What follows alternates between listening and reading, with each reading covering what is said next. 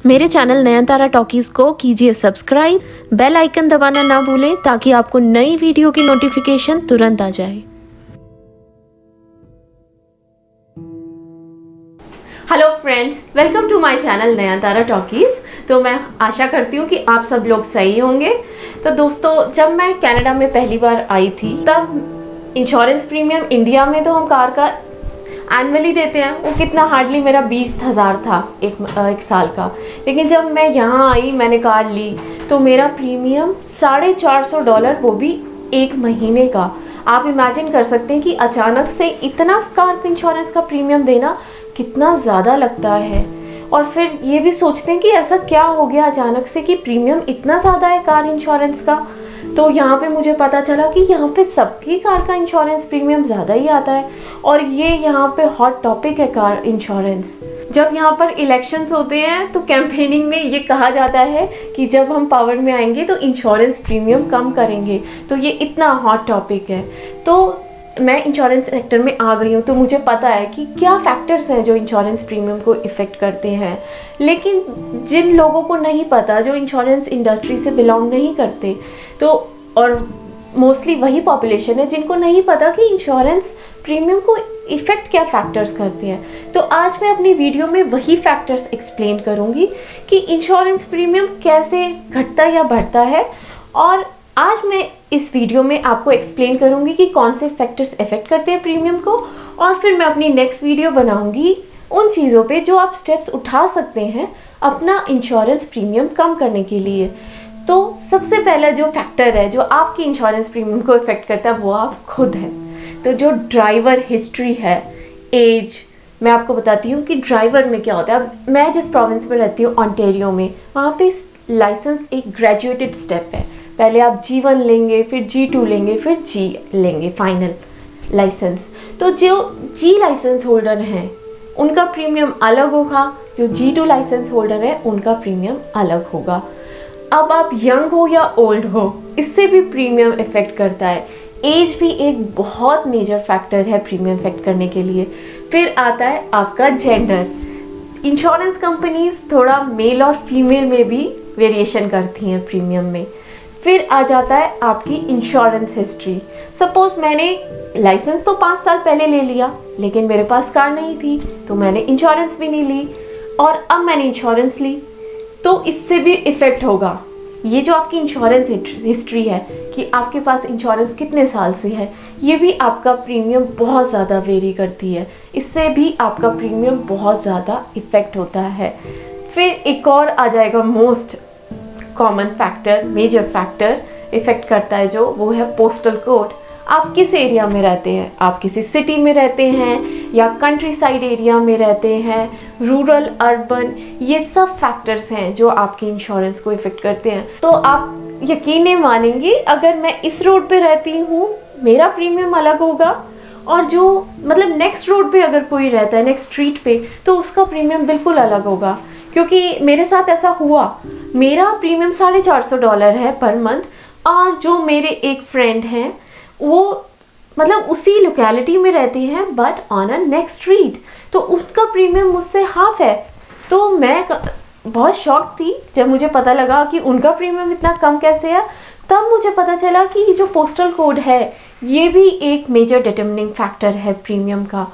फिर बात आती है कि आपके क्लेम्स कितने ले लिए आपने, आपकी कार का कोई एक्सीडेंट तो नहीं हो गया, उसमें भी एक्सीडेंट एट फॉल्ट है या नॉट एट फॉल्ट है, इससे भी प्रीमियम वेरी करेगा। मैं आपको एक एग्जांपल देती हूँ। सपोज मेरा प्रीमियम $1000 था पर एनम लास्ट ईयर, वो इस साल $1800 हो गया। तो लोग परेशान होंगे कि अचानक से ऐसा क्या हो गया कि $800 प्रीमियम बढ़ गया। फिर रियलाइज होता है कि पिछले साल एक एक्सीडेंट हुआ था जिसमें मैं एट फॉल्ट पे थी। तो अगर आपका एट फॉल्ट क्लेम है तो उससे प्रीमियम अप टू 70% इंक्रीज हो सकता है। इतना ज़्यादा वेरिएशन एक क्लेम से। फिर अब ये तो नहीं है हर बार एक्सीडेंट ही हो, कभी कभी ऐसी चीज़ें हो जाती हैं जो आपके हाथ में नहीं है, जैसे स्टोन गिर जाना, विंडशील्ड डैमेज हो जाना या चोरी हो जाना। अब ये चीज़ें तो आपके हाथ में नहीं है, लेकिन ये भी आपके प्रीमियम को वेरी कर सकती हैं। जो चीज़ आपके हाथ में नहीं है वो भी प्रीमियम वेरी कर देती है। फिर अगर आपको कोई टिकट मिल गया, जैसे स्पीडिंग टिकट या आपने रेड लाइट जंप कर ली, उससे भी आपका प्रीमियम अप टू 20% बढ़ सकता है। एक टिकट से अप टू 20% बढ़ सकता है। फिर आजकल एक नई चीज़ चल पड़ी है जो प्रीमियम को इफ़ेक्ट करती है, और वो है फ्रॉड।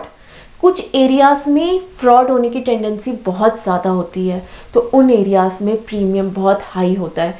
आजकल फ्रॉड कैसे होने लगा है, स्टेज्ड एक्सीडेंट्स हो जाते हैं। स्टेज एक्सीडेंट्स में वो अननोन व्हीकल को भी इन्वॉल्व कर सकते हैं, तो कल को आपका व्हीकल भी इन्वॉल्व हो सकता है। स्टेज एक्सीडेंट में फ्रॉड इतना ज़्यादा हो गया है क्योंकि एक्सीडेंट बेनिफिट्स मिलते हैं। एक्सीडेंट बेनिफिट्स आपको साइकोलॉजिकल प्रॉब्लम के लिए भी मिल सकते हैं, क्योंकि आपको डिप्रेशन हो गया है, आपका एक्सीडेंट हुआ, आपको डिप्रेशन है, तो ये कोई अब क्लेम भी नहीं कर सकता कि आपको डिप्रेशन है या नहीं है। ये तो प्रूव करना बहुत मुश्किल है। तो ये केसेस आने लगे हैं, फ्रॉड बहुत ज़्यादा होने लगा है इस चीज़ में, तो इससे प्रीमियम बहुत ज़्यादा इफेक्ट हो गया है। क्योंकि ओवरऑल इंश्योरेंस कंपनीज तो लॉस में नहीं जाएंगी, वो अपना प्रीमियम दूसरे बंदों से कवर कर लेंगी, इसलिए ग्रेजुअली फ्रॉड कुछ परसेंटेज करेगी, लेकिन उस फ्रॉड की वजह से प्रीमियम सबको हाई देना पड़ेगा। तो ये एक मेजर कंट्रीब्यूशन है प्रीमियम का। फिर आपका व्हीकल मेक एंड मॉडल क्या है, ईयर क्या है, ये भी इफेक्ट करता है। जैसे अब मेरे पास 2019 टोयोटा कोरोला है, मेरा प्रीमियम $450 है पर मंथ। लेकिन सपोज अगर मैंने चेंज कर ली अपनी कार, मैंने होंडा सिविक ले ली, तो मेरा प्रीमियम सेम नहीं रहने वाला। मेरा प्रीमियम कम भी हो सकता है और ज़्यादा भी हो सकता है, क्योंकि ये जो व्हीकल है, ईयर मेक मॉडल है, ये भी बहुत ज़्यादा इफ़ेक्ट करता है प्रीमियम को। क्योंकि कभी कभी क्या होता है, कुछ पुरानी कारों का प्रीमियम कम होता है और नई कार का ज़्यादा हो जाता है। जैसे बहुत केसेस ऐसे भी आते हैं हमारे पास, जिसमें कुछ लोग क्या करते हैं, नई कार ले लेते हैं जिसमें सेफ्टी फीचर्स भी ज़्यादा होते हैं। तो जिस कार में सेफ्टी फीचर ज़्यादा है, जो सेफ टू यूज़ है, एक्सीडेंट होने के कम चांसेस हैं, तो हम तो यही अज्यूम करेंगे कि उसका प्रीमियम कम होना चाहिए। लेकिन बाई चांस उसका प्रीमियम ज़्यादा होता है, क्योंकि वो डिपेंड करता है मेक एंड मॉडल पे। ज़रूरी नहीं है कि ज़्यादा सेफ्टी फीचर्स होने से प्रीमियम कम होगा, प्रीमियम ज़्यादा भी हो सकता है। और ज़रूरी नहीं है नई कार मॉडल का प्रीमियम कम होगा, प्रीमियम ज़्यादा भी हो सकता है। और ऐसा भी नहीं है कि अगर सपोज BMW है, सेफ्टी है, बड़ी कार है, उसके हर मॉडल का प्रीमियम कम होगा, ऐसा भी नहीं है। It varies from model to model, year to year. तो ये फैक्टर्स हैं जो वेरी करते हैं। और फिर आ गया आपका व्हीकल यूज़। आप अपने व्हीकल का यूज़ किस लिए कर रहे हैं? तो ज़्यादातर तो प्लेजर यूज़ ही होता है कि वर्क फ्रॉम होम चला हुआ है आजकल कोविड की वजह से ज़्यादा, तो आप सिर्फ ग्रॉसरी करने जा रहे हो, थोड़ा घूमने जा रहे हो, शॉपिंग जा रहे हो, तो उससे प्रीमियम थोड़ा कम होगा। लेकिन अगर आप वर्क यूज़ कर रहे हो, ऑफिस आ जा रहे हो, तो आपका प्रीमियम वेरी करेगा। और अगर आपने बिजनेस यूज़ ही कर लिया कि आप अपने कार को बिजनेस यूज़ में कर रहे हो, जैसे कोई रियल्टर है जो क्लाइंट्स को अपनी प्रॉपर्टी दिखा रहा है, तो उसका प्रीमियम भी वेरी करेगा।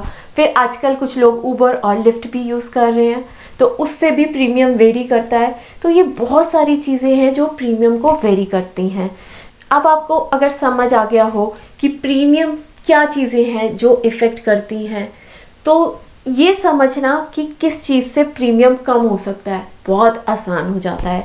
और मैं अपनी नेक्स्ट वीडियो में आपको यही एक्सप्लेन करूँगी कि अगर आपका प्रीमियम $450 पर मंथ है, तो उसमें हम क्या चेंजेस कर सकते हैं, क्या फैक्टर्स चेंज कर सकते हैं जिससे हमारा प्रीमियम, ऐसा तो नहीं है बहुत कम हो जाएगा, लेकिन मे बी $450 पर मंथ से $250 पर मंथ हो सकता है।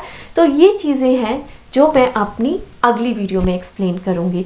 सो stay tune to my next video also if you want to know how you can reduce your insurance premium.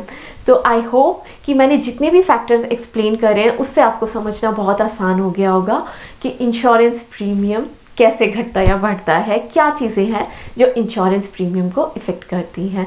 Till then, goodbye, take care, thank you.